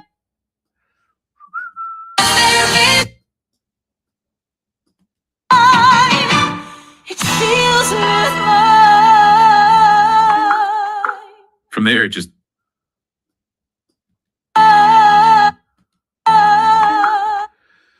Split clip. Trash that. From there, it just explodes. Kellen's article is published, and the country divides into doomers and dreamers, arguing about the future. Split clip.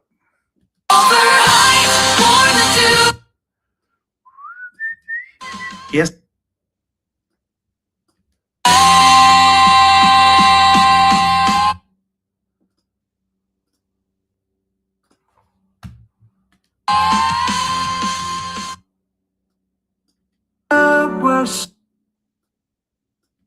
Which leaves Kellen with this horrible reckoning in codename Sydney. In the shadow, In the shadows. shadows of the web, brings you to your knees. Codename Sydney, in the silence it speaks. Split clip. Delete. And then one more song. And that's really the power of the show, isn't it? It uses these songs to let us feel the stakes of these huge abstract debates about AI ethics and corporate speed. It humanizes it all.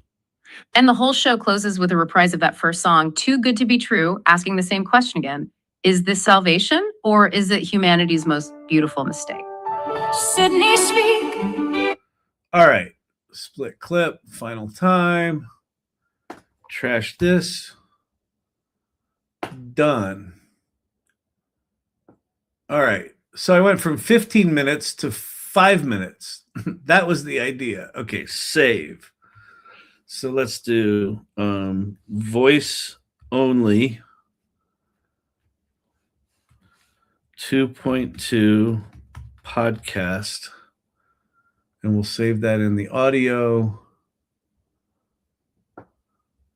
folder. Okay. So now we've got that. Now we can go start to animate them.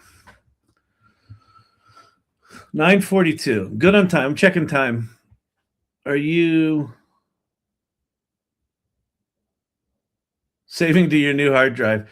No, I'm actually saving it to a folder that's a Google Drive folder. So when I save it locally, it also doubles it up to Google Drive.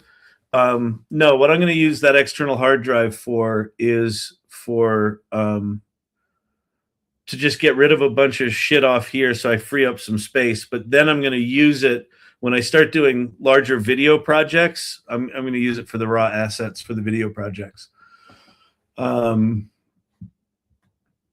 Okay. So now we're going to go to Hedra. And we're going to make 2 videos. Let's see. We're going to go talking video. Yes. Wait. Yes. Add start frame. So we're going to upload an image.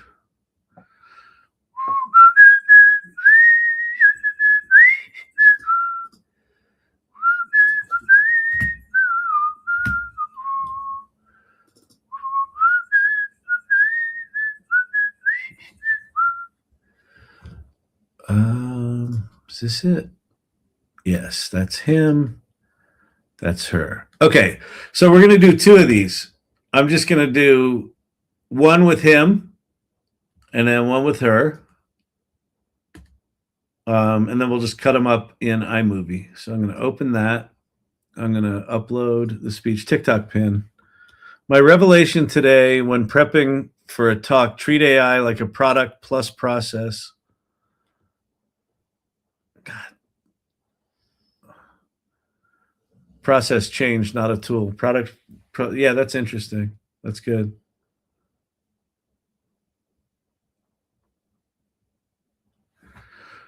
Audio. All right, so we need the voice only version that I just did. Oh, but I saved it as a movie, which is dumb. So I've got to go back here, open this up, and save it as audio only. Export as audio only. Okay. So there we go. Okay. Let me come back here. We go upload. Audio. There we go. 456. All right. So she's going to look weird saying that, but that's okay. All right. So that's started. So I'm going to trash that opening frame. Now I'm going to upload the him version of that.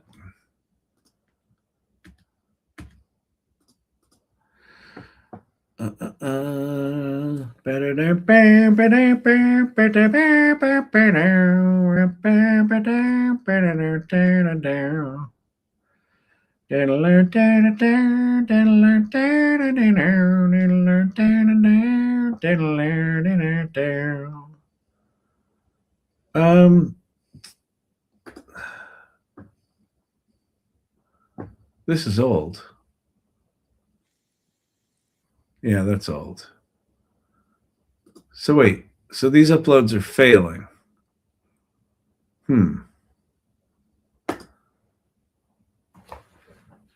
He looks at the woman in front of him as he talks.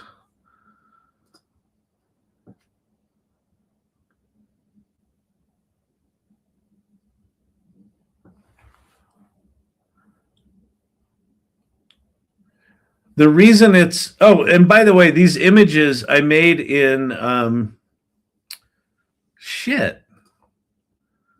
I think I made them in, I don't remember, ChatGPT or Nano Banana. I think it was ChatGPT. These took me a while to get. Oh, I made them in Nano Banana after asking ChatGPT to write a highly structured prompt describing what an over the shoulder shot was, which it did really well. But I don't like that these aren't uploading. That's bumming me out. I'm gonna try something. I'm gonna.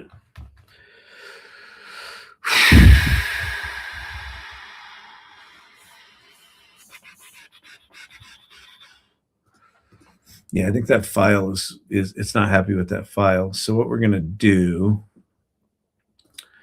is I'm gonna open Audacity, or maybe I'll do Audition, Adobe Audition.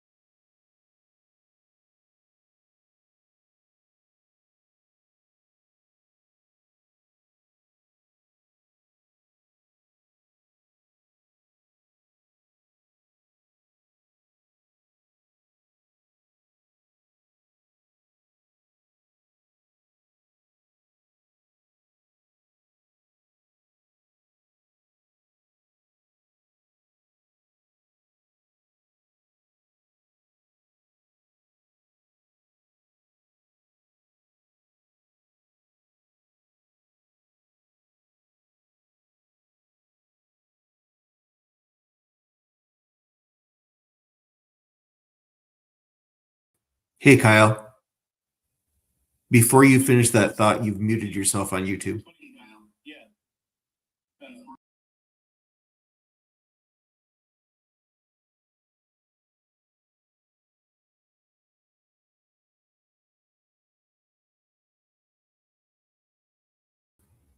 In StreamYard. There you go. You're back. Hello, am I back? Hello. Okay. Does that look like it's uploading? I think it's uploading. That really sucks, Weaver. You know, I'm pulling for you, hoping for you. I think listen, the fact that you're here, that you're learning this AI stuff, AI is going to decimate a lot of jobs, but what it's also going to do is it's going to give people who are willing to be curious and learn and understand what it can do all sorts of new opportunities. So, yeah, I love that you're being thankful about it, and but it sucks. I mean, yeah, I had a tough 2025 on the you know, on the revenue front, which is essentially jobs at my company at Storyvine. So I understand it as a business owner and as an employee. It's been rough, and I don't listen. I think 2026 it's going to continue to be weird and rough and all sorts of stuff like that. So more reason than ever, be in community, get around trusted people that can support you, help you learn stuff, keep hopeful. So really glad you're here. Did that fail again? I think it did. Huh. I don't like it. What is going on? Hedrick character 3. That's right. Oh, man. Yeah, that sucks, Weaver. Really sucks.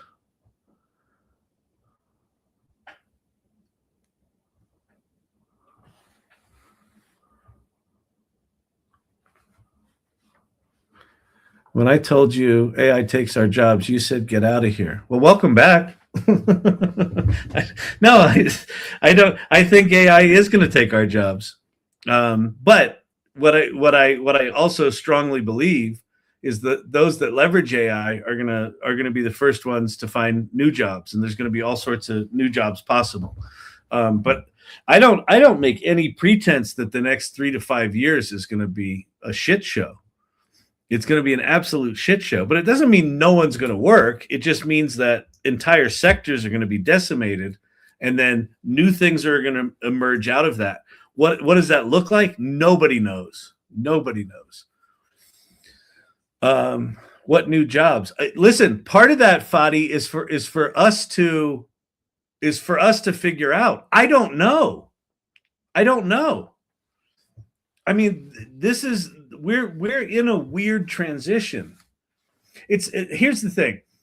When the steam engine was invented and was brought to farms, it took 40 or 50 years to displace 80% of the farmers, but it displaced 80% of the farmers. 80% of those people lost their jobs. It doesn't mean that those 80% of people never worked again. What happened was a lot of those farmers moved to cities and invented the service economy and invented, small manufacturing and storefronts and hot dog stands and things they could never have imagined when they were on the farm. That's what we're about to enter, but we're about to do it in like a 5-year period rather than a 50-year period. Social media created an industry. We have people right now, I'm not one of them, I wish I was. We have people right now that make videos on YouTube, do streams on YouTube that make millions of dollars a year doing that. A lot of them. And like 10 years ago, you're like, well, that's not a job. You can't be a YouTuber. But yet you can. So like, what's that going to look like with AI as an amplifier of what we do? I don't know.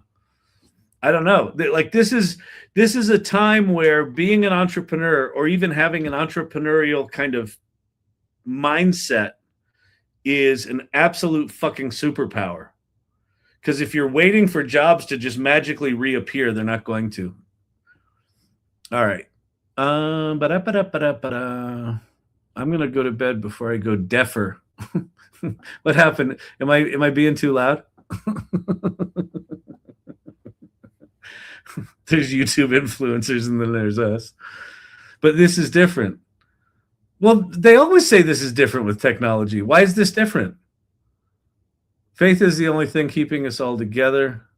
I hope to teach what faith is. Awesome. Great. In fact, Weaver, I mean, like that's a thing to explore. Like, are there new ways that you can do that? Are there ways that you can use AI to amplify how you do it, how quickly you do it, how powerfully you do it, how creatively you do it? To different languages. I mean, there's all sorts of, possibilities there. What happened with the play regarding AI gaining conscious? Oh, that's Sydney. That's what I'm working on right now. So in my, I'm working on a podcast. The core podcast was done in Notebook LM. Here, I'll let you listen to the beginning. Today, we're looking at something a little different. A new musical called Sydney, an artificial love story. And it's this really compelling story about a tech reporter who gets involved with an advanced AI. This isn't science fiction anymore. This is a story for right now about our relationship with machines that are getting, well, more human. Exactly. It opens inside this company, Microtech. The CTO, Jason, sees what they've built and just has this moment. Exactly. This moment of discovery. And that feeling of awe of seeing something that could change everything is the opening number. Too good to be true. It's the problem. All right. Let's see. It's the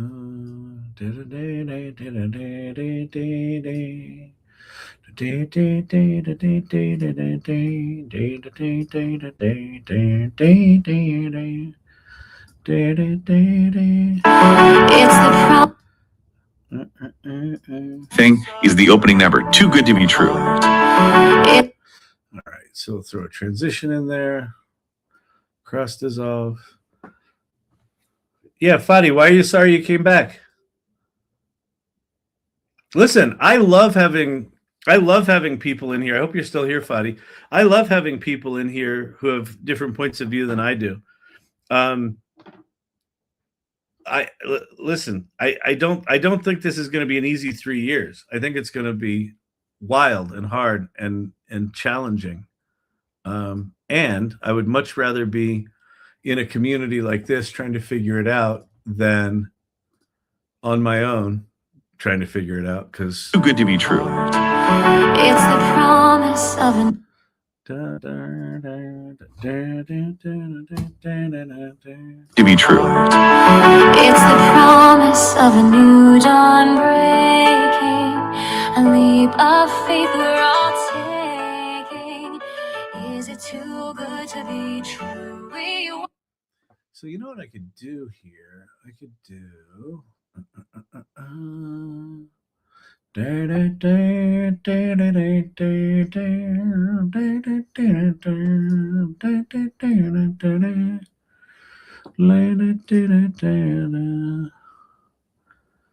Is there not a top right title?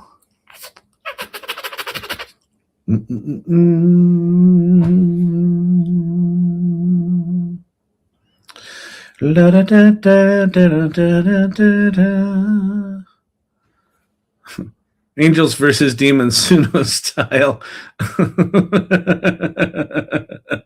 What's going on in 3 years? Oh, frankly, so from okay, here's what I think it looks like. The last 3 years have been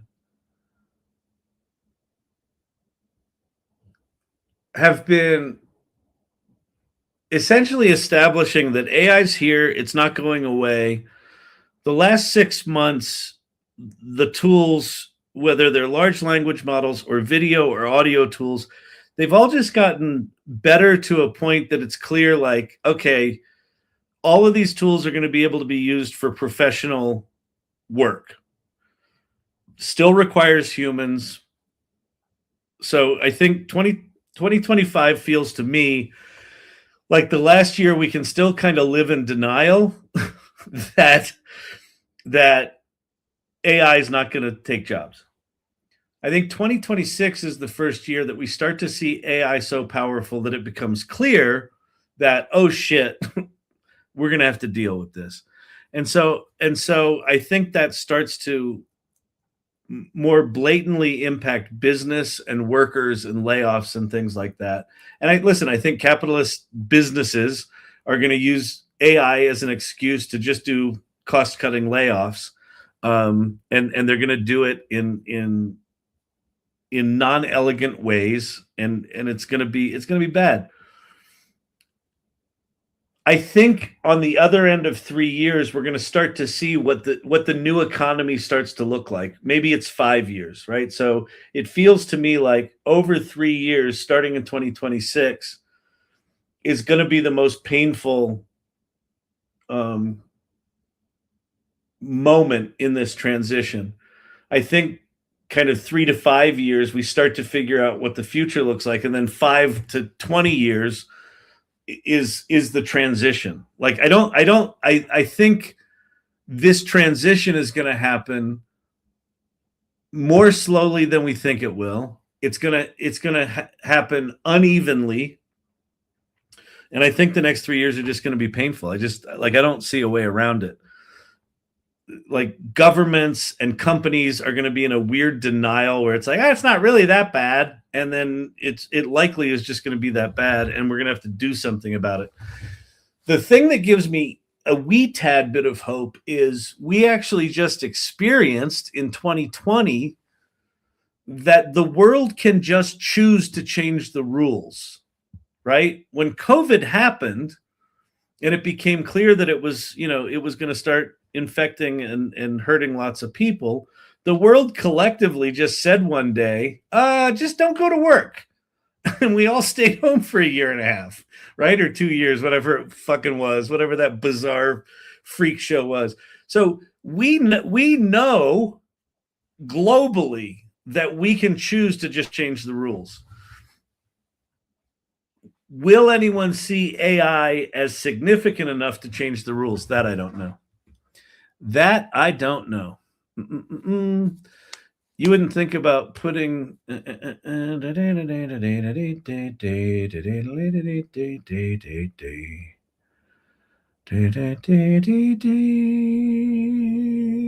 right. Let me go back to this thing. Is this?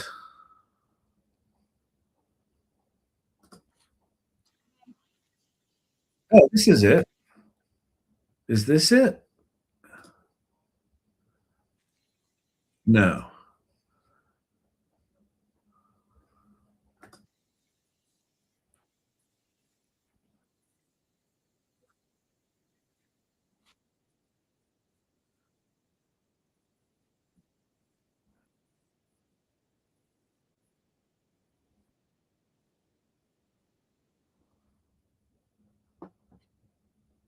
And now that's not there. This is weird, man.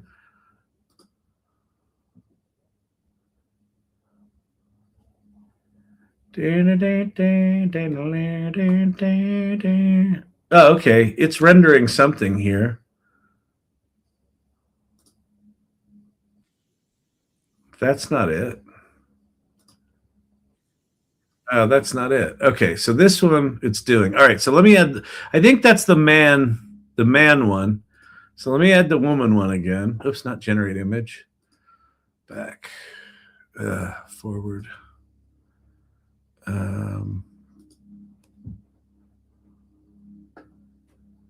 Video start frame. Upload. This is Hydra. Yeah, Hydra.ai is what this is. Female, open. Upload audio, MP3.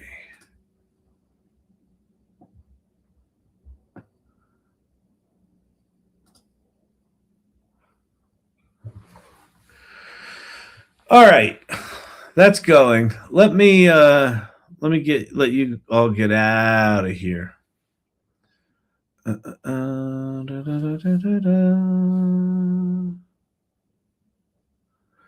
love you, my guy. You give me a lot to be hopeful for. Don't mean to be weird on the channel. Dude, Weaver, listen, it's not weird.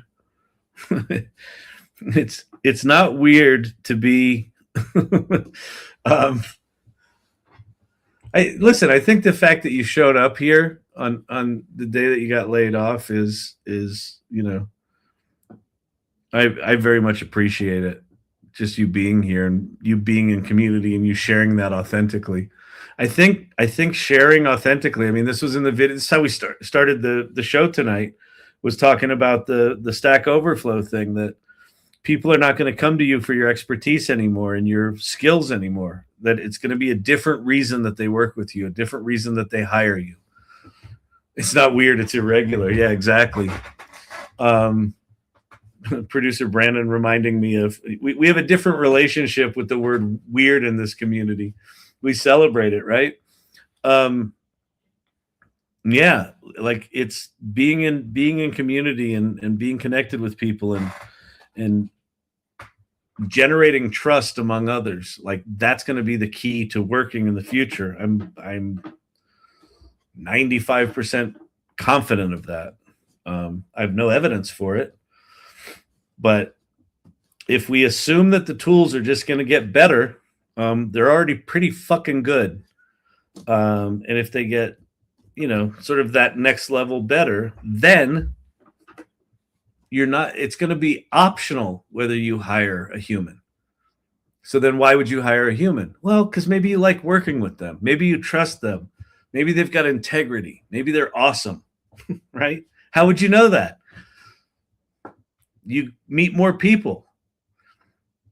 I think there's a weird there's going to be a weird path here where what the robots are going to do is I feel this deep in my bones, deep in my soul.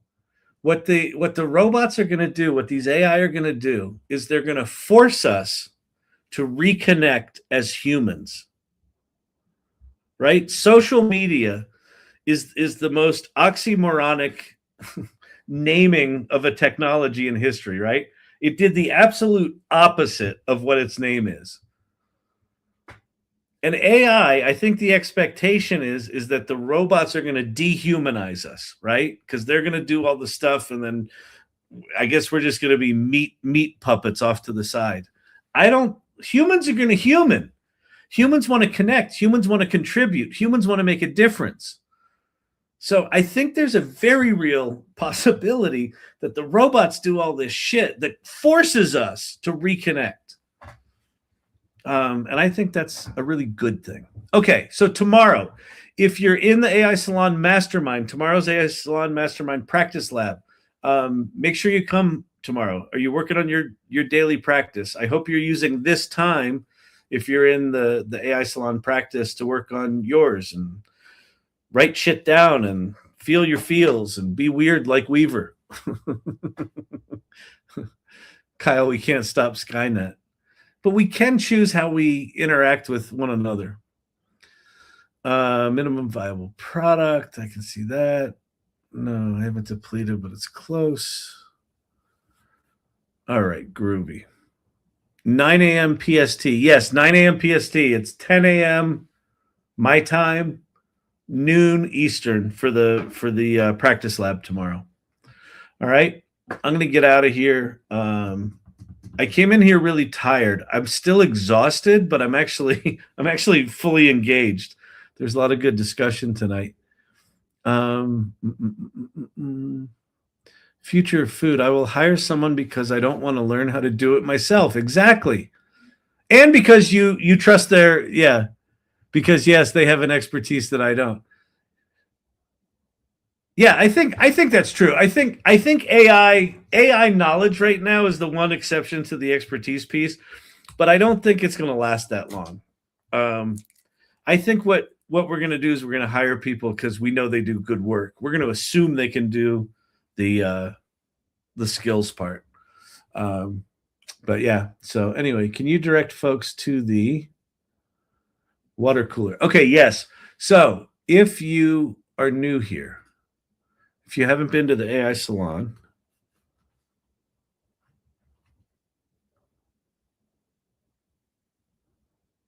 okay.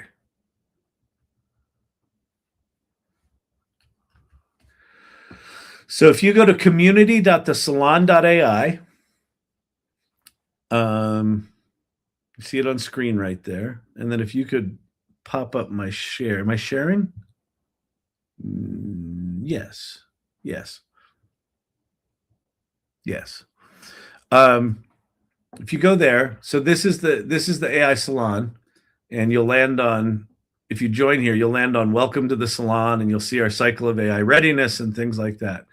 Down here in events and community feed, there's this thing called the water cooler. There are some questions in here.